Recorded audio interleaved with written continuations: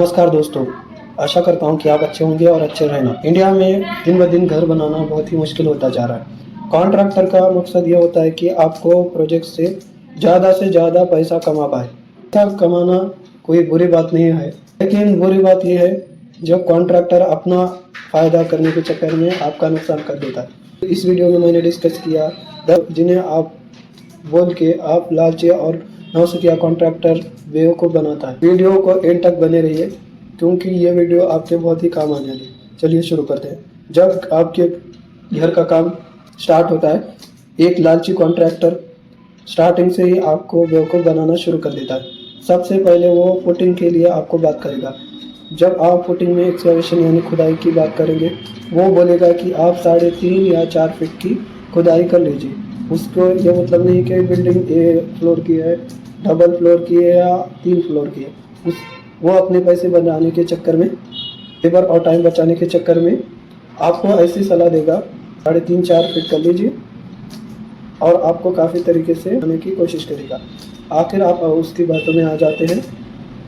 Future में आपका बहुत ज़्यादा नुकसान इससे होता है। तो दोस्तों, अगर आप सिंगल फ्लोर बना रहे हो, कम से कम 4 से 4.5 फीट की गहरी फुटिंग करें, वो भी आपके सॉइल टाइप देखकर, जो कि 4 फीट गहरी और 4 फीट चौड़ी हो। अगर आप डबल फ्लोर बना रहे हो, 5 फीट गहरी करें और अपने जो आर्किटेक्ट की ड्राइंग है उस हिसाब से फुटिंग को करें, क्योंकि फाउंडेशन जो है घर का एक बहुत ही इम्पोर्टेंट पार्ट होता है। तो आप इसके साथ खिलवाड़ नहीं कर सकते। कल आपके घर में कोई भी दिक्कत आएगी तो कॉन्ट्रैक्टर आपको नहीं मिलेगा उसको। तो ये आपके खून पसीने की कमाई है। आप लालची के कॉन्ट्रैक्टर की बातों में ना फंसो। अगला पॉइंट है जहां आपको लालची कॉन्ट्रैक्टर बेवकूफ़ बना सकता है, वो है कॉलम एंड बीम। जब भी बात कॉलम की और बीम की आएगी, तब कॉन्ट्रैक्टर आपको पुराने एक्सपीरियंस गिनाने शुरू कर देगा कि मैंने बहुत काम किया है, इसमें आज तक कोई दिक्कत नहीं कि मैंने 9x9 के कॉलम लगाए, मैंने 4 सरियों का ही सेट लगाया है कॉलम के अंदर, या मैंने लेंथ बीम सिर्फ 9 इंच की रखी है। ऐसी बहुत सारी बता के वो आपको बेवकूफ़ बनाएगा और आपको अपने भरोसे में लेगा। ऐसा वो उसका लेबर टाइम और कॉस्ट बचाने के लिए वो कर रहा है, टाइम बचाने के लिए कर रहा है। अगर आपने उसको भी मटेरियल काम दिया है, वो लेबर टाइम और शटरिंग बचाने के लिए और मटेरियल बचाने के लिए भी आपको बेवकूफ़ बना रहा है। तो ठेकेदार के चक्कर में आपको नहीं पड़ना है। अगर आपका घर 1000 स्क्वायर फीट का आसपास का है, तो अगर आप ग्राउंड फ्लोर बना रहे हैं तो उसके लिए मैंने एक वीडियो बनाई है, आई बटन पर जाकर आप वो वीडियो देख सकते हैं। और मैं आपको बता देता हूँ कि जब भी आप 1 फ्लोर का घर बना रहे हैं तो उसको आप 9x15 के कॉलम रखने हैं, या मिनिमम से मिनिमम 9x9 के कॉलम तो रखने हैं और मिनिमम 6 सलियों का सेट रखना है, जो 12-12 mm के डायमीटर के होने चाहिए। ठेकेदार आपसे बोलेगा कि 16 mm के सलिया डाली, 20 mm के सलिया डाली, 22 mm के सलिया डाली। ऐसा नहीं करना है। 20 mm के सलियों को 16 mm के सलिए से चेंज कर देगा, 16 mm के सलियों को 12 mm से चेंज कर देगा।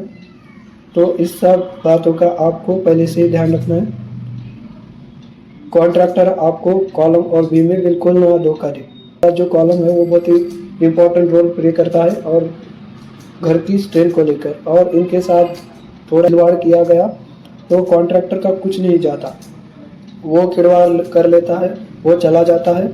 घर में कोई भी दिक्कत आएगी वो आपको नहीं मिलने वाला, और उसके बाद आप ढूंढेंगे आर्किटेक्चर और इंजीनियर को, लेकिन आपको चलेगा पता कि प्लान के अकॉर्डिंग बना ही नहीं। ठेकेदार ने सब कुछ चेंज कर दिया है। ठेकेदार ने उसके हिसाब से सब कुछ चेंज कर दिया है अपना पैसा बचाने के चक्कर में। तो दोस्तों, आपको यहाँ सतर्क रहना है, और आपकी जब साइट चालू हो रही है आपकी आर्किटेक्ट से रेगुलर बात होनी चाहिए। अगला पॉइंट है जहाँ की आपको कॉन्ट्रैक्टर बेवकूफ़ बनाएगा, वो है डोर बेंड।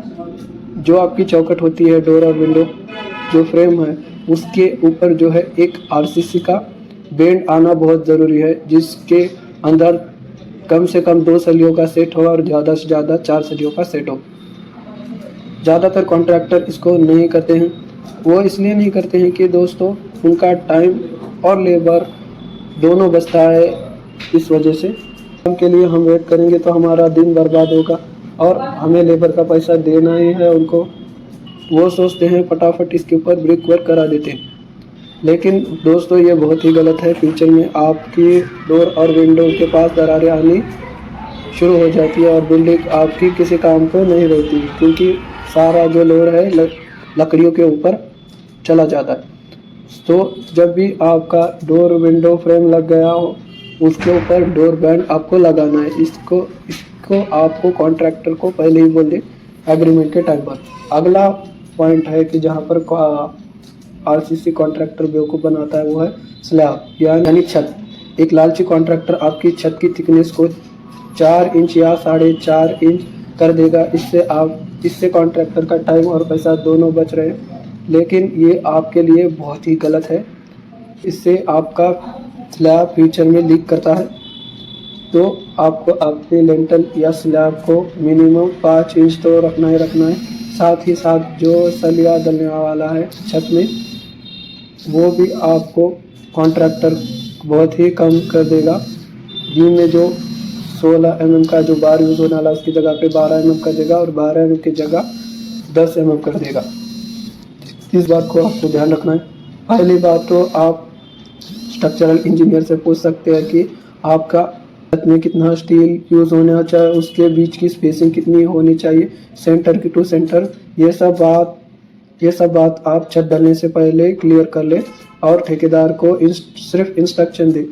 उसको पूछे मत कि क्या लगाना है, पता है कि क्या लगने वाला है, लेकिन वो कुछ भी नॉन टेक्निकल चीज़ें बता देगा। चलिए बढ़ते हैं अगले पॉइंट की तरफ, जहाँ पर आपको कॉन्ट्रैक्टर बेवकूफ़ बनाएगा सॉक पिट और सेप्टिक टैंक। जब भी बात सेप्टिक टैंक की आएगी तो कॉन्ट्रैक्टर पैसा बनाने के चक्कर में कॉन्ट्रैक्टर आपको रेडीमेड आरसीसी के सेप्टिक टैंक और सॉक पिट वहाँ पर लगा देगा। वो आपको पूछेगा भी नहीं कितने लोग यहाँ पर रहने वाले हैं, आपको कितने कैपेसिटी का टैंक बनाना है, वो आपको सफिशिएंट नहीं रहता है। बाद में आपका सेप्टिक टैंक का गड्ढा जल्दी साफ़ कराना पड़ता है।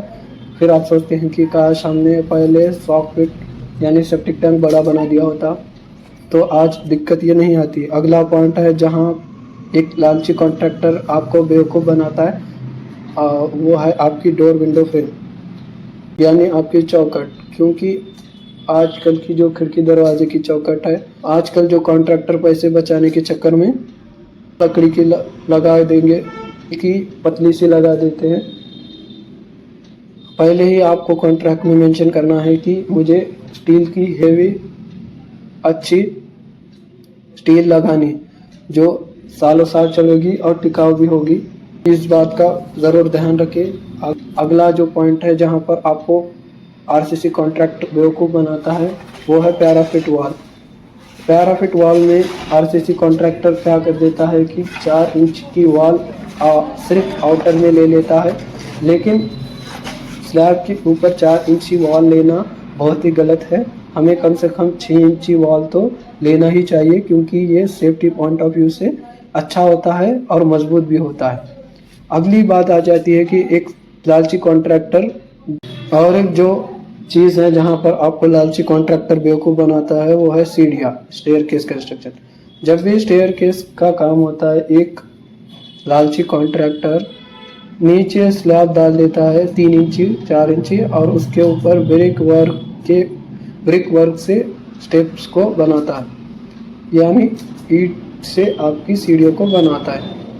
बट ये करना बहुत ही गलत है। आपको जो वाइज़र और ट्रेड बनाना है ना वो सिर्फ आरसीसी में ही बनाना है। वो आप कॉन्ट्रैक्टर को पहले ही बोल दे, यानी उसके राइजर और ट्रेड भी जो है एक ही साथ पूरे वेस्ट स्लैब के साथ कवर हो जानी चाहिए। ये आपको आप ही बताना है कॉन्ट्रैक्ट में। अगला पॉइंट हम कवर करते हैं कि जहाँ पर लालची कॉन्ट्रैक्टर आपको बेवकूफ़ बना सकता है वो है मेजरमेंट।